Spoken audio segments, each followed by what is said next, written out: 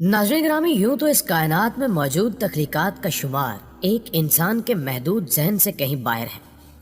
लेकिन इन सब में तीन यानी मलाइका, जिन्नात और इंसानों को नुमाया हैसियत हासिल है, जिसकी वजह इनको अपने खालिक की तरफ से दौलत शऊर का मिलना है, जो कि इनको बाकी मखलूकात से मुमताज़ करती है। जबकि इनमें भी इंसानों और जिन्नात को अगरचे एक इजाफी चीज़ भी अता की गई, जो कि इन दोनों के लिए ना सिर्फ बहुत बड़ा इनाम बनने के साथ साथ एक बड़ा इम्तिहान भी बन गई, और वो थी इरादे की आज़ादी की सलाहियत, जो कि सिर्फ और सिर्फ जिन्नात और इंसानों को बख्शी गई। बल्कि यहाँ पर हमारे यहाँ पाई जाने वाली एक गलतफहमी की वजाहत भी ज़रूरी है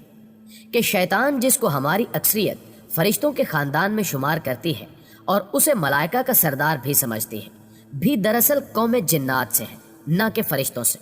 बल्कि ये अमर भी दिलचस्पी से खाली नहीं कि जिन्नात की अमली तख्लीक जनाब आदम अलैहिस्सलाम से भी कहीं पहले वजूद में आ चुकी थी, और मलाइका जिन्नात से भी कहीं पहले मौजूद थे। गोया इन तीनों में इंसान ना सिर्फ अल्लाह ताला की आखिरी मखलूक है, बल्कि इसे अशरफुल मखलूकात होने का एजाज़ भी हासिल है। नाज़रीन ग्रामी, मैं हूँ माजिद मलिक और आप देख रहे हैं यूट्यूब के इस मुनफरिद चैनल, जिसने आज की अपनी इस ज़ेरे नज़र वीडियो में आपके लिए कौम जिन्नात की तारीख को अपना मौज़ूई सुखन बनाया है। नाज़रीन ग्रामी, जैसा कि हमने अर्ज़ किया कि जिन्नात की तख्लीक हज़रत आदम से भी कहीं पहले हो चुकी थी, और इस कौम का मस्कन भी यही खित्ता अर्ज़ी था, जिसकी एक एक बालिश्त की मिल्कियत के लिए औलाद आदम आज बहम दस्तो गरेबान है। और जब हज़रत आदम अलैहिस्सलाम और अम्मा हव्वा को हिकमत इलाही के सबब जन्नत से निकाल कर इस ज़मीन की तरफ भेजा गया, तो उस वक्त जिन्नात को हुक्म हुआ कि वो अपना बसेरा इंसानी आबादियों से दूर वीरान इलाकों की तरफ रखेंगे। ज़माना कबल अज़ तारीख से मुतल्लिक मिलने वाली रिवायात के मुताबिक ये एक गैर मुतनाज़ हकीकत है कि जिन्नात की तरफ भी उनकी हिदायत के लिए ना सिर्फ उन्हीं में से अंबियाए कराम भेजे गए, बल्कि निज़ाम ज़िंदगी भी बख्शा गया।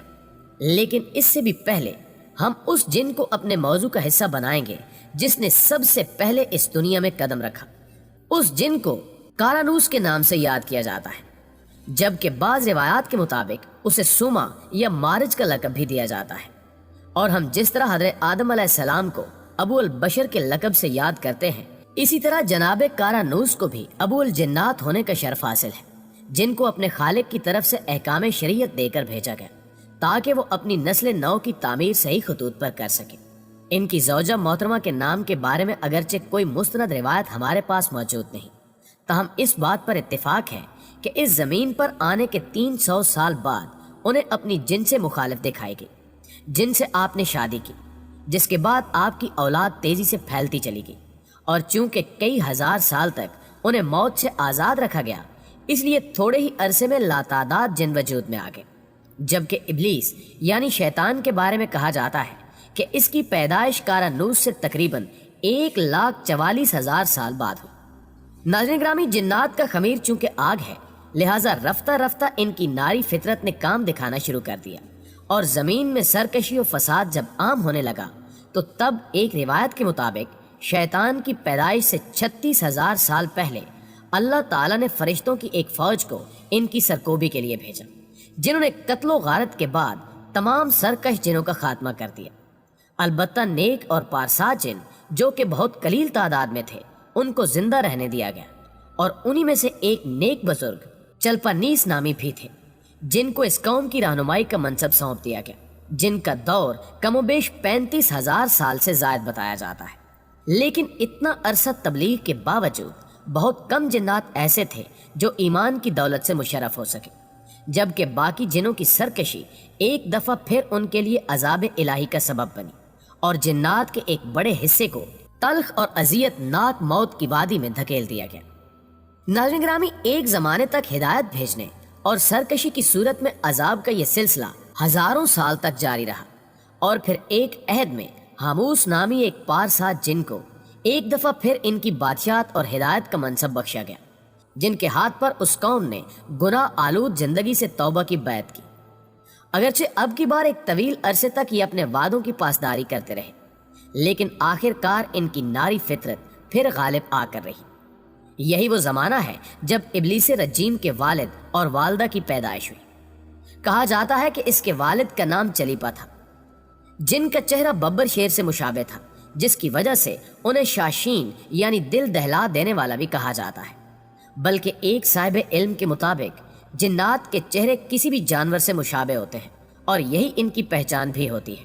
ان کی زوجہ یعنی ابلیس کی والدہ کا نام تبلیس تھا، جو کہ اپنے زمانے کی ایک طاقتور مادہ جن تھی، جن کا چہرہ کسی مادہ بھیڑیے سے ملتا جلتا تھا۔ ان دونوں میاں بیوی کی طاقت کے حوالے سے یہ بات مشہور تھی کہ جس قوم میں چلیپا اور تبلیس جیسے سورما ہوں انہیں کوئی شکست نہیں دے سکتا۔ کہا جاتا ہے کہ جب شیطان کی پیدائش ہوئی تو اس وقت تک قوم حاموس ایک دفعہ پھر اپنی سرکشی کی پرانی روش پر واپس آ چکی تھی، حتیٰ کہ ان میں بعض ایسے جن بھی تھے جو کہ پرواز کرتے ہوئے آسمان دنیا سے اتنے قریب ہو جاتے کہ فرشتوں کی باتوں کو بھی سن لیتے، جس کے بعد ستاروں کو حکم دیا گیا کہ وہ جب بھی کبھی اپنی حد سے آگے بڑھیں تو ان کو جلا کر بھسم کر دیا جائے۔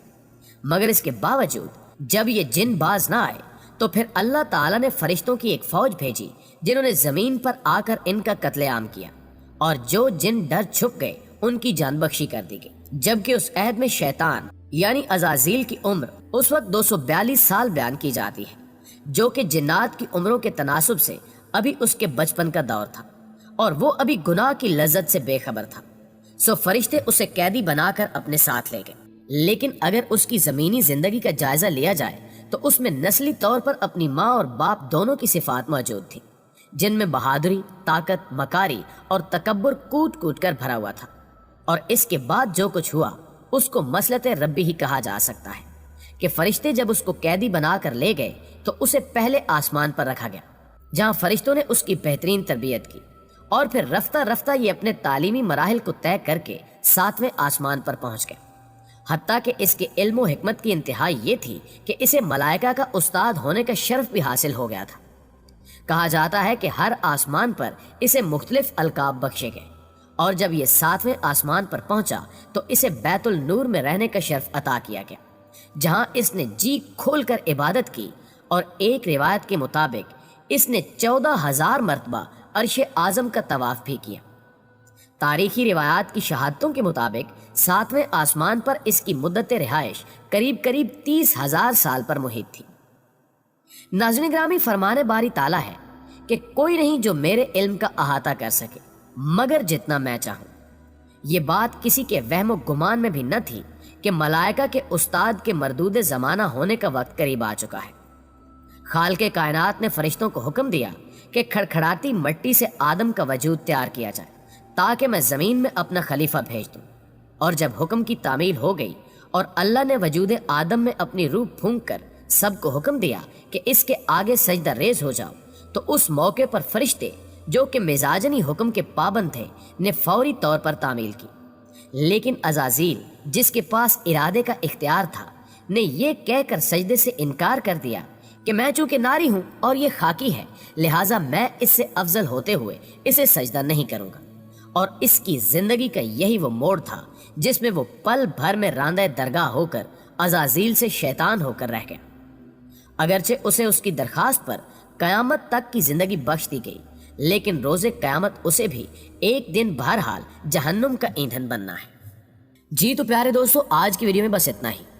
ہم پر امید ہیں کہ آج کی یہ ویڈیو نہ صرف آپ کو پسند آئی ہوگی بلکہ آپ کے علم میں خاطر خواہ اضافے کا باعث بھی ضرور بنی ہوگی، اور اگر واقعی ایسا ہے تو ویڈیو کو لائک کرتے ہوئے اپنے دیگر تمام دوستوں کے ساتھ بھی شیئر کر دیجئے تاکہ وہ بھی ان قیمتی معلومات سے استفادہ کر سکیں۔ جلدی حاضر ہوتے ہیں ایک اور معلوماتی ویڈیو کے ساتھ، تب تک اپنا اور اپنے پیاروں کا ڈھیر سارا خیال رکھیے گا۔ اللہ نگہبان۔